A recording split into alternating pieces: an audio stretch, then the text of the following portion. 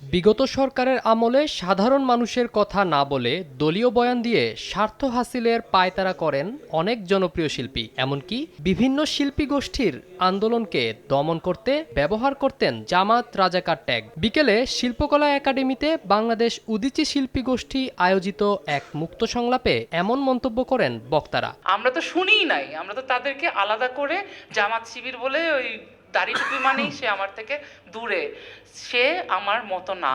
প্রত্যেকটা সাংস্কৃতিক প্রকাশের পক্ষে আমাকে দাঁড়াতে হবে, তাহলে না আমি সেই বৈষম্যহীন, সেই সকলের সহাবস্থানমূলক সাংস্কৃতিক ঐক্যের দিকে যেতে পারবো। বক্তারা বলেন, মুক্তিযুদ্ধ এবং অভ্যুত্থান উভয় চেতনাকে একই সূত্রে গেঁথে এগিয়ে যেতে পারার উপরই নির্ভর করছে জুলাই বিপ্লবের অর্জন ধরে রাখা। তাই এখন সাংস্কৃতিক কার্যক্রম চালিয়ে যেতে প্রয়োজন মানুষের সঙ্গে সম্পর্ক স্থাপন। আমাদের আসলে ব্যাপক আত্মসমালোচনা, আত্মপর্যালোচনা দরকার, কিন্তু আমরা এগুলো বললেই কিন্তু হবে না। জনগণ কিভাবে ভাবছে, দেখছে, সেটাও গুরুত্বপূর্ণ। মানে তার কষ্টটা আপনি যখন শেয়ার করবেন, তাকে যে নিপীড়ন করছে তার বিরুদ্ধে আপনি যখন তার পাশে এসে দাঁড়াবেন, আপনি যখন তার রাস্তার সংগ্রামে থাকবেন, তখন সে আপনার কালচারাল অ্যাক্টিভিজমকে অত্যন্ত ভালোবেসে গ্রহণ করবে।